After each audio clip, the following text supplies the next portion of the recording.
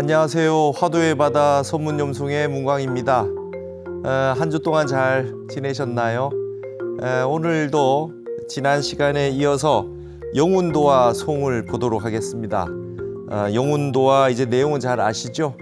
영운 스님께서 복사꽃 피는 것을 보고 화들짝 깨치셨어요. 그래서 오도송을 딱 짓고 나니 스승인 위산 스님께서 아주 흔쾌히 흔연히 자연을 인연해 가지고 깨달은 사람은 아주 큰 깨달음을 얻었으니 영원토록 잃어버리지 않도록 잘 보림해라 이렇게 말씀하셨단 말이죠.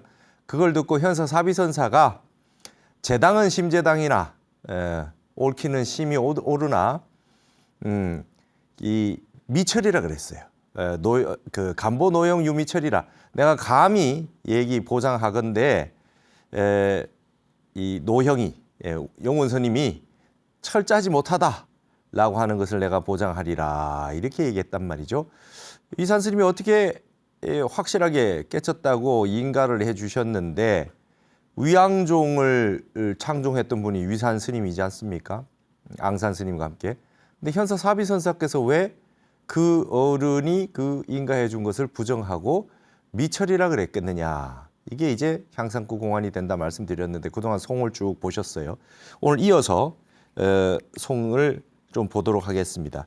지난 시간에 우리가 194쪽에 보시면 우리 교재 선문염송 요치 194쪽에 보시면 황룡남 선사가 송을 3개를 지어놨는데 지난 시간까지 2개의 송까지 봤습니다. 그래서 위쪽에서 보시면 이제 3번째 송입니다. 우송하대 한 거는 이제 황룡남 선사의 송이죠. 우송하대 일견도와 갱 불이언을 한번 복사꽃을 보고 다시금 의심이 없었거늘 자종 일견 도하우로 직지여금 갱불이다. 이제 복사꽃을 한번 본 이후로는 그때부터 지금까지는 다시금 의심스러운 일이 없다. 의심스러운 게 없다라고 하는 것은 모든 문제가 해결됐기 때문에 보통 오도송에 쓰시는 그런 구절입니다. 이건 그대로 그거를 이제 줄여서 한번 복숭아꽃을 보고는 다시 의심이 없었다고 하거늘 총림 미철 시견비로다. 총림에서 지금도 여러분 이게 지금 그 옛날에 송나라 때의 개송인데도 불구하고 우리가 쓰고 있는 총림이라는 용어를 그대로 쓰고 있지 않습니까? 이제 우리 삼보사찰이 있고 거기에다가 우리가 총림이 있거든요. 총림이 있습니다. 저도 이제 해인사 출신인데 가야 총림이라 그러고 조계 총림이라 그러고 그죠? 그다음에 영축 총림이라 그러고 총림이 많이 있습니다. 동화사도 팔공 총림이고요. 수덕사는 말이에요. 덕숭 총림이고 그런 총림들이 다 있잖아요. 이게 이제 총림이라고 하는 게 이때부터서 총림이라 그랬단 말이죠. 아주 큰 절의 이제 본사보다도 더 큰 이게 총림이라 그래요.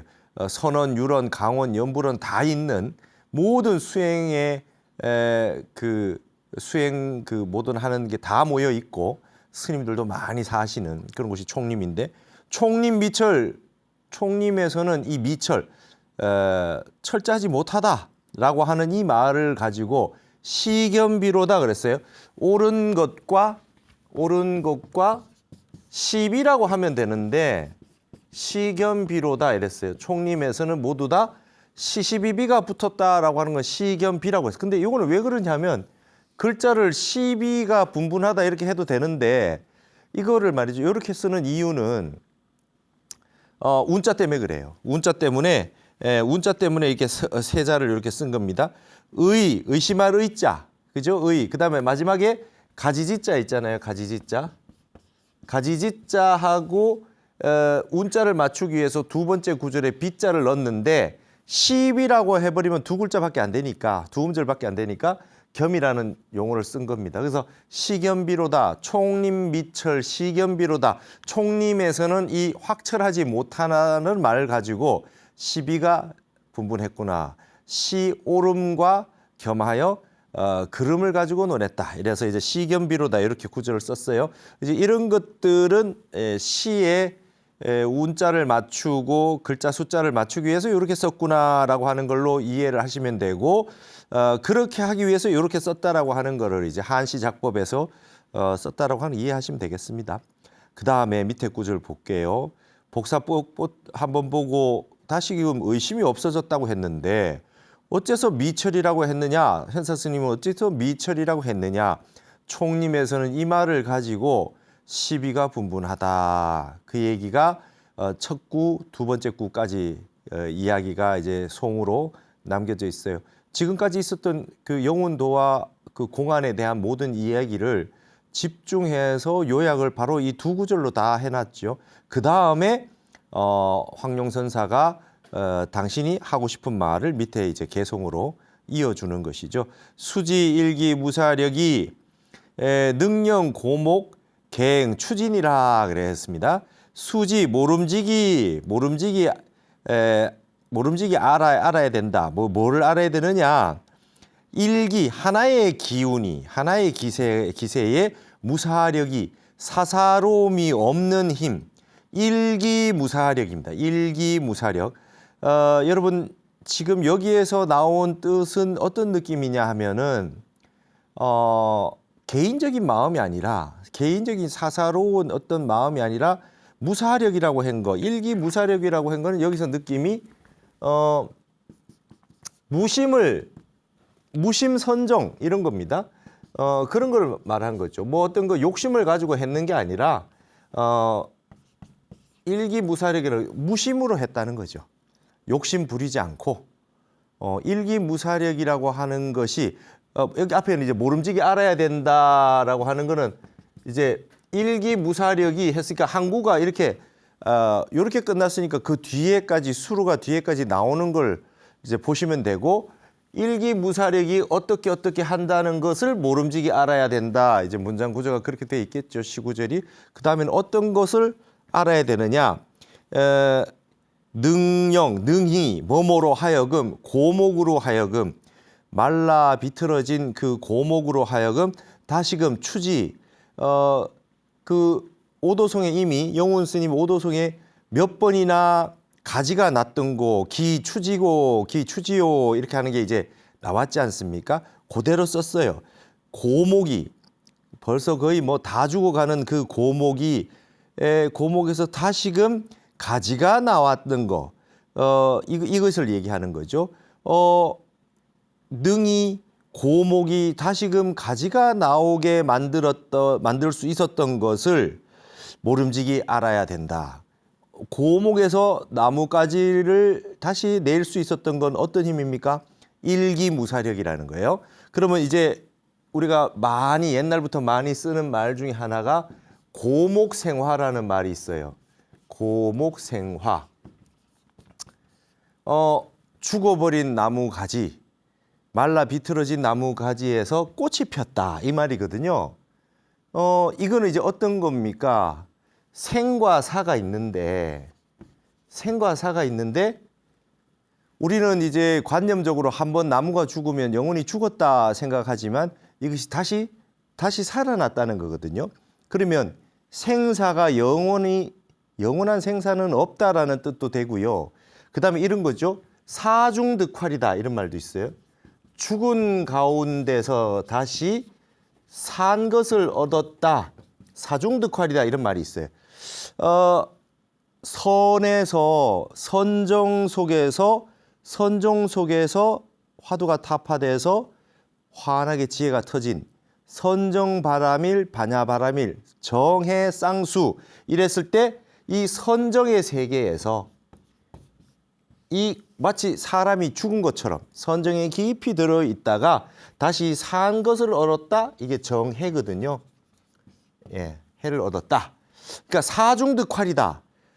마치 송장처럼 오히려 무심하게 이게 송장은 아니겠죠. 그러나 선정에 들어간 양상이 옆에 어떤 소리가 나든지 그 상관 안 하고 집중에 들어갈 수도 있고 선정에 들어있는데 주변이 더 잘 느껴져서 생생하게 더 잘 감지가 돼서 관찰이 되는 경우도 있고 이런 식의 선정이 다양하게 나타나잖아요. 그게 이제 사중득활이라고 하는 건 깊고 깊은 선정 속에서 화들짝 깨어나면서 다시 살아나는 거. 이게 이제 사중득활이라 얘기한단 말이죠. 여기는 고목생화란 말이죠. 죽었던 나무에서 꽃이 피었다 다시 살아났다 이 말이에요. 그러니까 단순하게 자연을 설명하는 것은 아니란 말이죠. 그러니까 이게 이 고목에서 다시 가지가 난다라고 하는 건 어떻게 해요? 일기무사력이 만들어내는 거죠. 여기서 능히 뭐뭐로 하여금 이랬잖아요. 능히 고목으로 하여금 이렇게 다시 가지가 나는 거. 여기는 이제 고목생화라고 하는 건 꽃이 피는 거지만 같이 여기서 가지가 나는 거. 추지. 가지가 나게 만들어주는 건 일기무사력이라는 거예요. 여기 이제 사와 같은 겁니다. 선정과 같은 거고요. 사사로운 마음이 없는 이 하나의 오롯한 기운이 다 말라가지고 죽어가고 있는 고목을 그 고목에서 가지가 나게 만들어줬구나. 여기는 이제 무사력이라고는 이제 알았습니다. 무심산매라고 하는 걸 알았죠. 무심입니다. 무심. 무심을 거쳐서 다시 화들짝 살아나면서 꽃을 보고 깨달았구나 이랬습니다. 그러니까 철저하지 못하라고 해가지고 총림에서는 분분하고 있지만 그래도 모름지기 한 기세에 사심 없는 힘이 능히 고목에서 다시 싹을 틔울 수 있음을 알아야 되리라 그랬거든요. 그러면 약간 지금 여기에 있는 구절로 보면 뭔가 조금 중의적인 표현이 있을 수 있을 것 같습니다. 여기에는 지금 보면 현사사비선사의 그런 어떤 그 뒤에 긍정하지 않은 부분도 있으니까 일기무사력이라고 하는 게 영혼 스님 개인적으로 무심으로 들어가 있다가 한번 활짝 꽃을 복사꽃 피는 것을 보고 활짝 깨친 그런 형태가 그동안 수없이 많은 세월 동안 꽃이 피고 다시 그 가지가 자라고 하는 걸 몰랐는데 깨달음을 그 순간에 깨달음을 못 이루었는데 일기무사력이라고 하는 그 사사로움이 없는 그 힘에서부터 이런 것을 오도하게 됐다 이렇게 얘기할 수도 있겠단 말이죠. 근데 전체적으로 이제 세 번째 개송이니까 영혼 스님 얘기만에 해당하는 게 아니라 또 다르게 볼 수도 있겠습니다. 한번 그 복사꽃을 보고는 다시는 의심하지 않는다고 했는데 총림에서는 이 말을 가지고 시비한 지가 오래됐구나. 근데 모름지기 우리가 알아야 된다. 한 기틀에 한 기운에 사사로움 없는 그 힘이 다시금 고목으로 하여금 다시 나무가지 싹을 내게 만들어줬도다 하면 여기에서는 또 다르게 본다면 일기무사력을 현사사비선사의 한마디 철저하지 못하다라고 했던 한마디 철저하지 못하다고 했던 이 한마디를 일기무사력으로 볼 수도 있겠다. 두 가지로 다 해석이 가능하겠습니다. 그렇죠? 이 한마디로 인해 가지고 위산 스님이 인가를 해준 영혼 스님의 경지를 이렇게 한마디 철저하지 못하다는 말을 가지고 무심에서 나온 한마디를 가지고 결국은 다시 고목을 살아나게 만들어줬다. 어떻게 보면 영혼 스님이 위산 스님한테 인가 받아가지고 그 다음부터는 이제 다 깨달았다고 생각하고 더 이상 정진을 하거나 더 높은 경지로 가거나 하는 게 전혀 없다고 할 수 있는 그런 게 어떻게 보면 고목이라고 볼 수 있다고 보는 거죠. 근데 그 고목이 다시금 또 활발하게 가지가 나고 되살아나게 만들어준 거는 어떻게 보면 현사사비 스님의 한마디 아니었겠느냐. 이걸 이제 일기무사력이라고 해석을 할 수도 있지 않겠느냐. 그러면 두 가지가 되겠습니다. 하나는 일기무사력이라고 하는 말씀을 영혼 스님의 걸로 볼 수도 있겠지만 여기는 이제 황룡남 선사의 마지막 세 번째 개송이 윗구절에도 이미 지난 시간에 했던 윗구절에도 현사사비선사 얘기가 이미 나왔어요. 용하고 코끼리 이야기 기억나시죠? 용쟁호투 그다음에 용하고 봉황 그 코끼리하고 이렇게 서로 용호상박이라고 하는 그런 부분도 얘기했으니까 벌써 현사사비선사 얘기를 다 했단 말이죠. 그래서 어쩌면 이렇게 고목을 다시 싹을 틔우게 만들어주는 그 어떤 힘이 현사사비선사의 저 마지막 한마디에 한 기운의 사사로움이 없는 말로 인해 가지고 힘으로 인해 가지고 가능하게 됐을 것 같다. 이 이야기를 들었을 때 영혼 스님은 깨달음을 이뤄서 인가를 받았지만 다시금 고목에서 싹이 나듯이 했지 않겠냐. 이런 뜻으로 이해를 할 수도 있을 것 같습니다. 그래서 이런 그 개송들을 보는 거에 시가 가지고 있는 힘이라고 하는 거는 이런 그 은유와 상징입니다. 우리가 산문으로 되면은 뜻이 한 가지로 그냥 요약되고 끝나는데 이 시라고 하는 게 항상 이렇게 중의적인 뜻을 가지고요.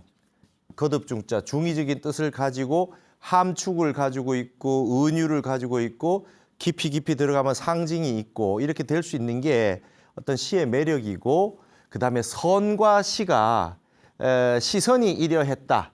시와 선이 말이죠. 결국 하나의 어떤 그 이치를 가지고 있다. 시선이래라고 했을 때 선도 짧은 말 한마디, 선 오르게 있는 그 짧디 짧은 어떤 그런 그 깨달음의 말들, 이 한마디들, 언어 문자를 떠난 듯한 또다시 언어 문자, 이런 것들은 마치 시와 같다.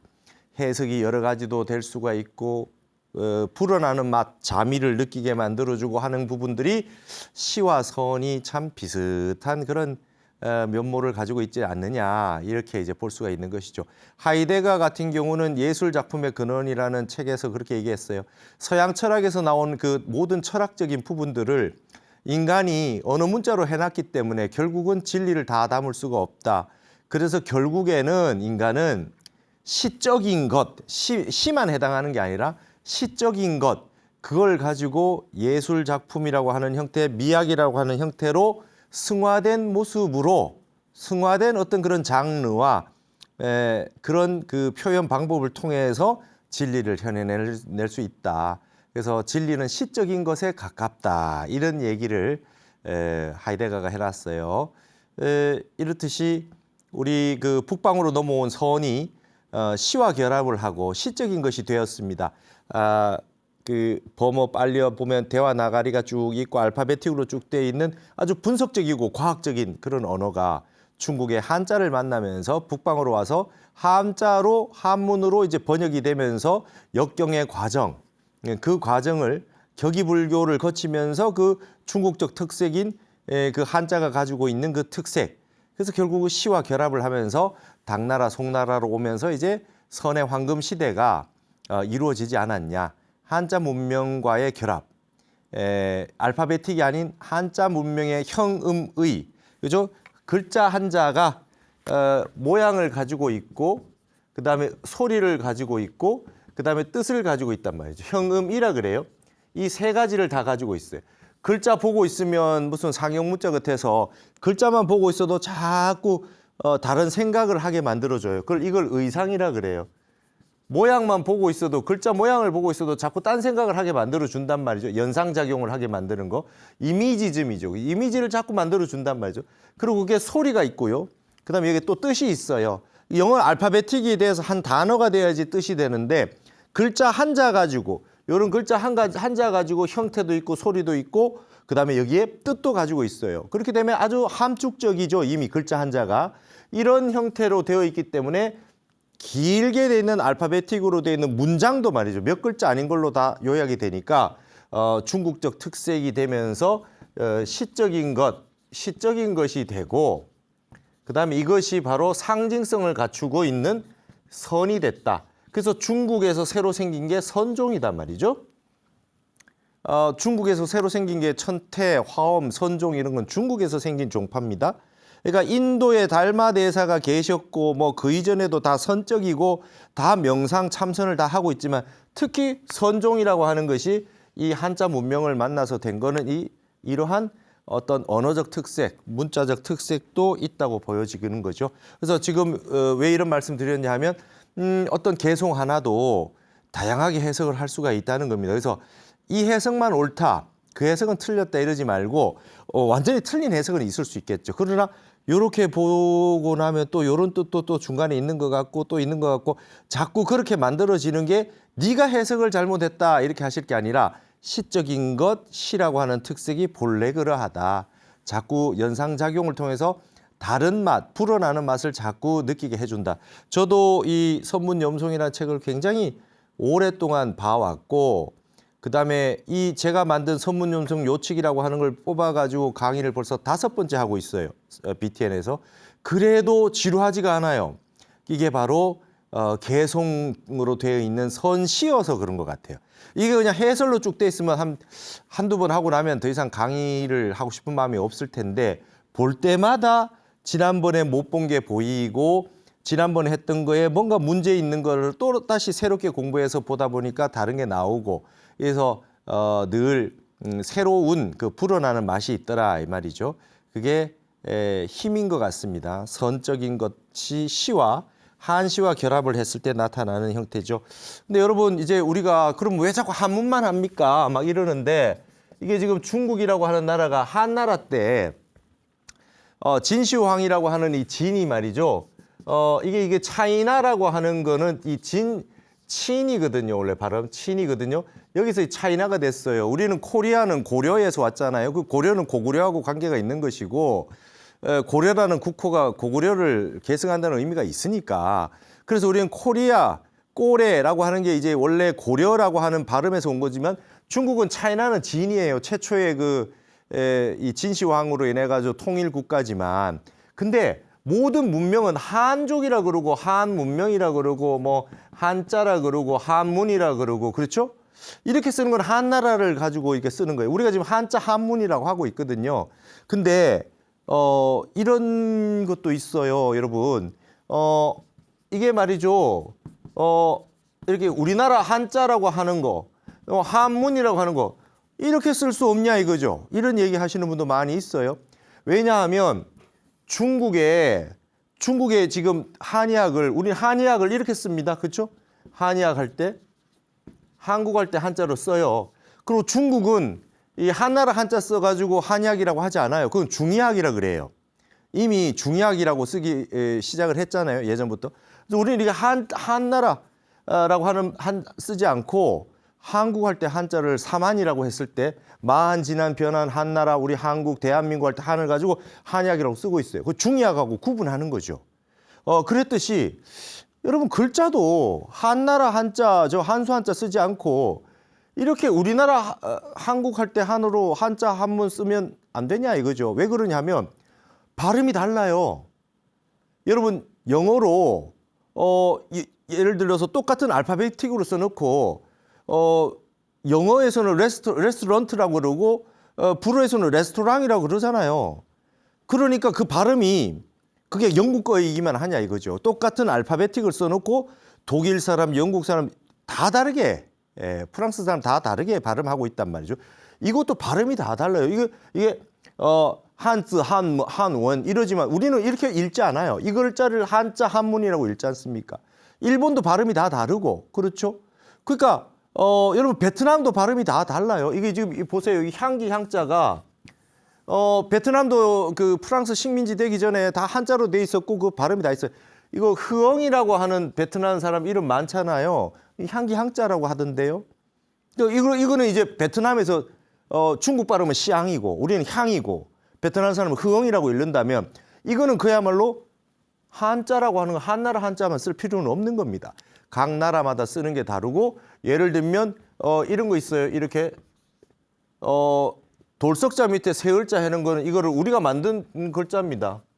돌쇠, 뭐 갑돌이 했을 때 이 돌자를 이렇게 만들어 썼어요. 우리나라만 쓰는 한자잖아요. 그럼 이거 한나라 한자 안 써도 되지 않습니까? 우리 한국 할 때 한자라고 써도 되거든요. 그럼 발음이 다 다르기 때문에 이렇게 해도 된다.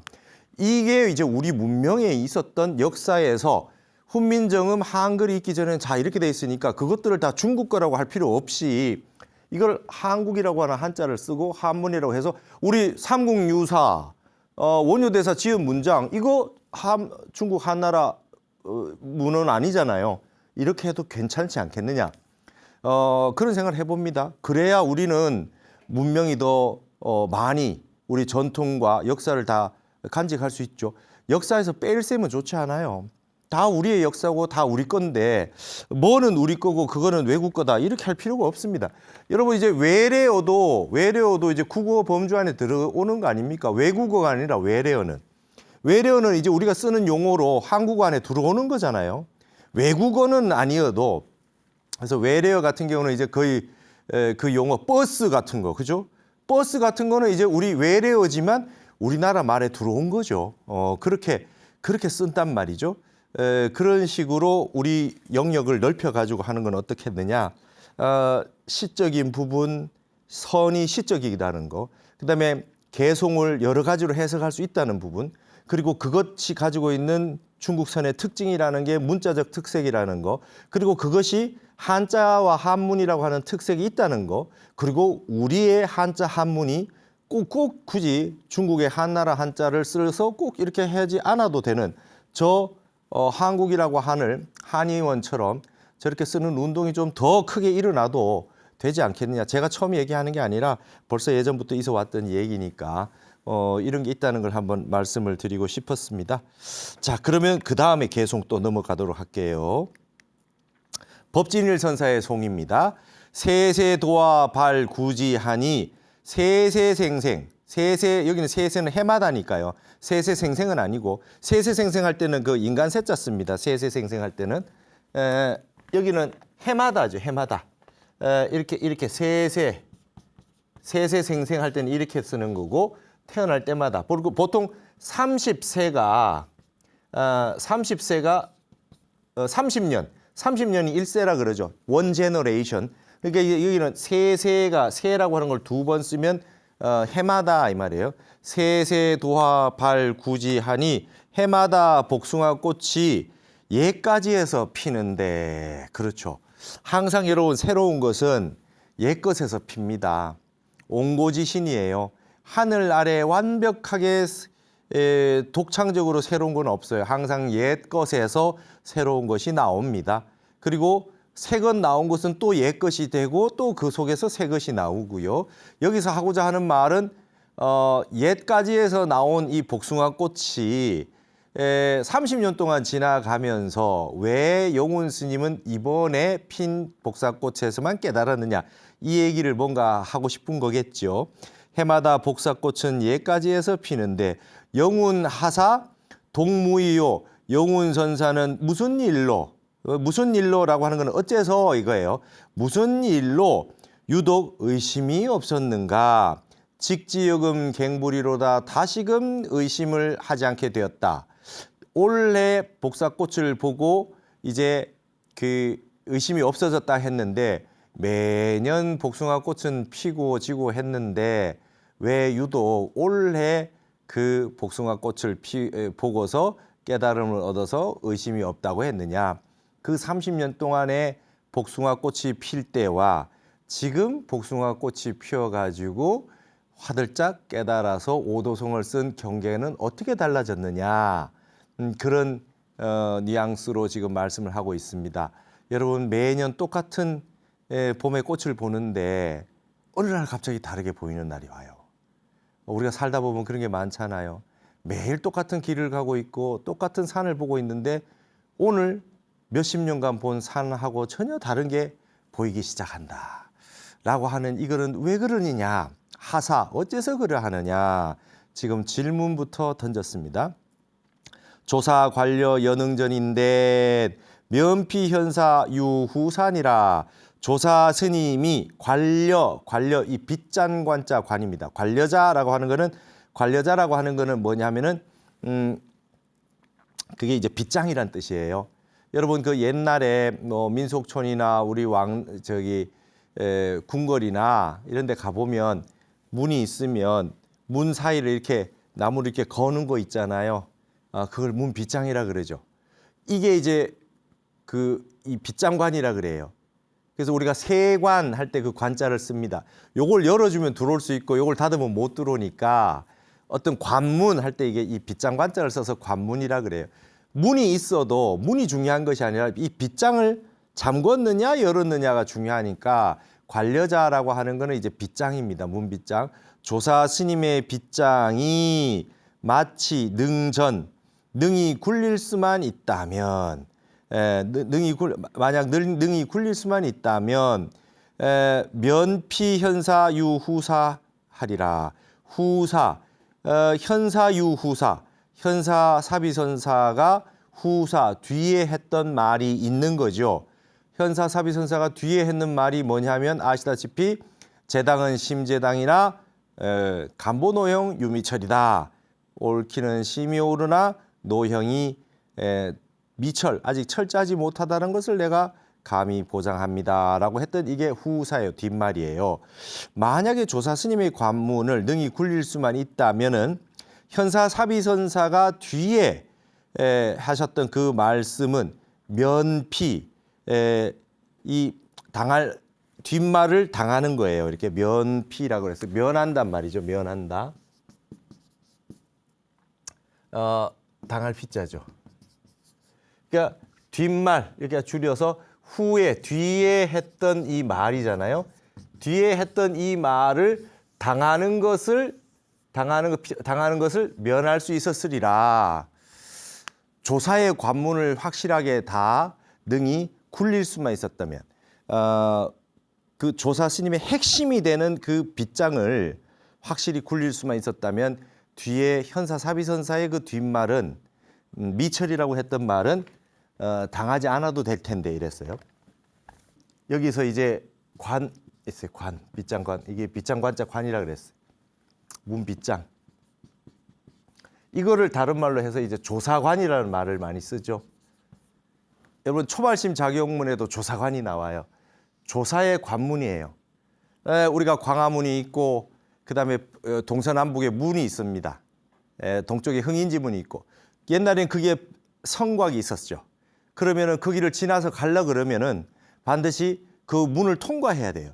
그 문을 통과하는데 반드시 빗장이 걸려 있어요. 이 관문이 있어요. 관문이 빗장이 걸려 있어요. 중국에도 함곡관이라 그래가지고 그 길 넘으면 이제 국경의 경계를 넘어가는 거고요. 수원에도 보면 이제 팔달문이라고 해가지고 사통 팔달 다 지나가는 문이 있단 말이죠.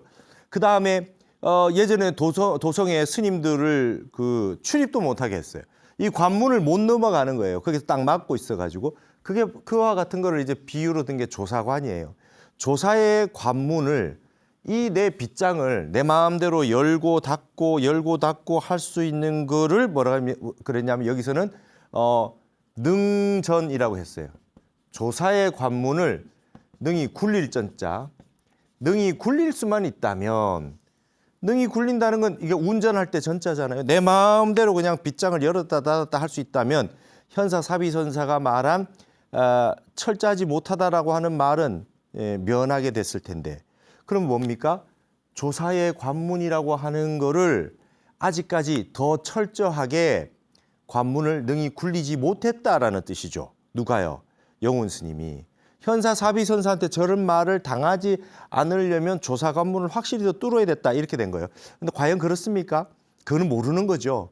영훈 선사의 수준이 이렇게 야단 맞거나 비난받을 수준이 아니에요. 근데 이 말이 중요한 겁니다. 능히 관문을 굴릴 수 있었다면은 현사 사비선사의 말을 듣지 않았을 텐데, 그럼 이 조사관이라고 하는 게 뭡니까? 향상꾸라는 거죠. 여기서 강조하는 것은 영훈 스님이 깨닫지 못해 가지고 관문을 못 들었다라고 하는 말을 해놓은 것 같지만, 실질적으로는 여기서 하고 싶은 말은 현사 사비선사의 그 후사, 마지막 뒤에 했는 말, 이 뒤에 했는 말을 능히 굴릴 수 있다면 조사 관문이 다 뚫리는 거니까 현사 사비선사의 말이 그야말로 향상꾸이다, 이 뜻으로 이해하는 것이 더 좋습니다. 이 말만 믿고 말이죠. 법진일 선사의 이 개송만 믿고 영훈 스님이 조사 관문을 뚫지 못했다. 그럼 위산 스님은 어떻게 되는 거예요? 그래서 이 향상꾸라는 거예요. 현사 사비선사가 철저하지 못하다고 하는 뒤에 했는 말이 향상꾸예요. 이거 말을 알게 되면 영훈 스님이 아니라 현사 사비선사가 이 말을 왜 했느냐를 알게 되면 조사의 관문을 우리가 능히 굴리게 된다. 이렇게 이 개송을 이해하시는 것이 훨씬 좋겠다 이 말입니다.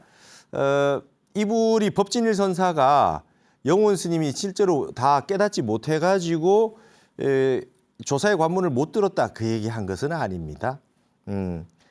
이렇게 이런 이 선의 그 어록에 있는 이 개송들은 이렇게 봐야 정확하게 볼 수가 있어요. 끊임없이 타파하고 그 다음에 인정된 것을 또 다시 무시하고 부정하고 이런 식으로 끊임없이 왔다 갔다 세웠다가 깨부쉈다가 인정해줬다가 부정해줬다가 이런 부분들이 끊임없이 왔다 갔다 한다 이 말이죠. 그래서 이 개송도 그렇게 이해를 하시는 것이 훨씬 나으리라고 봅니다. 자, 그 다음에 또 개송을 보시겠습니다. 진정문 선사의 송입니다.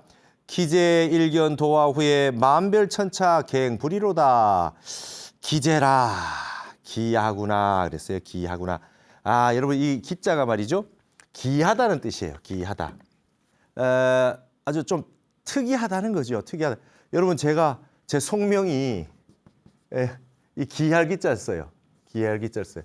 이게 그 항열자였어요. 그래서 기하다. 뭔가 이상하다 이제 이상하다. 뭔가 좀 특이하다라고 할 때 기라고 하는 말을 써요. 기하구나. 한번 복숭아 꽃을 본 이후에 만별천차라고 하지만 우리가 다른 말로 바꿔서 하죠. 천차만별 이러잖아요. 천차만별. 이런 것도 이제 평층을 맞추기 위해서 해놨을 가능성이 높죠. 천차만별로 하는 그 차별이 천차만별하는 것이 다시금 의심이 없었구나. 기하구나 복숭아 꽃을 한번 본 후에 천만 가지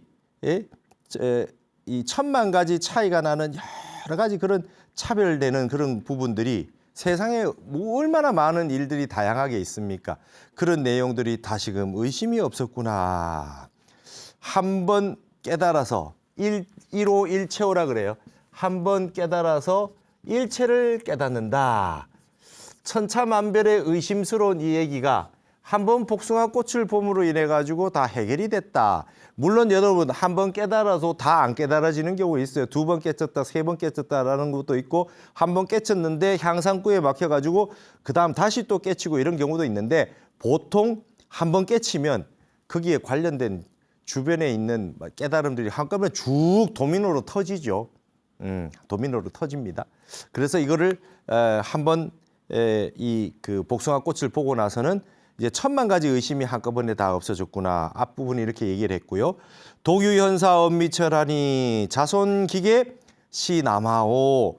유독 사비선사의 미철 철자지 못하다라고 하는 말이 이술요자 있으니. 정말 제가 봤을 때도 그 영훈 스님께서 복숭아 꽃을 보고 확실하게 깨달은 게 맞아요. 그리고 위산 스님도 너무 기뻤어요. 뭐 의심할 여지가 없이 확실하게 깨친 게 맞다고 보여진 것 같아요. 근데 유독 현사사비선사만 철저하지 못하다고 했던 말이 있으니 자손 가운데 기계 몇이나 남아가 되겠던고 대장부가 되겠느냐 그랬습니다. 자, 이게 뭡니까? 그 후손들 얘기하는 여기 자손은 뭐 아들, 딸 이런 개념이 아니라 이 조사 스님들 법을 잇는 그 아리때에 그 후대에 있는 많은 선지식들, 후대에 있는 스님들을 얘기하겠죠. 현사사비선사가 홀로 유독 철저하지 못하다는 말을 해놨는데 그 가운데 자손 가운데 몇 명이나 대장부가 되겠느냐. 이 남아라고 하는 말이 이제 대장부라는 말을 많이 쓰는데 여기서는 대장부는 말이죠. 우리가 흔히 남아라고 하는 건 대장부인데 출격 대장부라 그래요. 예, 남아, 그죠? 남자 아이라고 하는 걸 보통 대장부라 그러고 요즘은 여러분 이게 남자만 대장부라 그러면 안 되죠. 여성도 대장부가 많아요. 그럼 이제 여장부라 그래요. 근데 이제는 뭐 남녀 차별이 있습니까? 여성분도 대장부라고 할 수 있죠. 근데 이거를 말이죠. 이거를 대장부라고 하는 거 보통 보면은 이제 무인 같고 막 아주 늠름하고 이런 분들만 주로 쓰는데 선에서는 대장부가 힘센 분 대장부가 아니에요. 출격 대장부입니다. 출격 대장부란 말을 써요. 어떤 일정한 격을 벗어난 완전 어떤 하는 세계를 뛰어넘은 분을 출격 대장부라 그래요. 그 여기는 남아라고 그래요. 남아. 그래서 저는 이게 남아라고 하는 부분의 선시를 보면은 어떤 게 생각나냐 하면은 그 저기 만해 스님의 오도송이 생각이 납니다. 남아도처 시고양인데 그죠?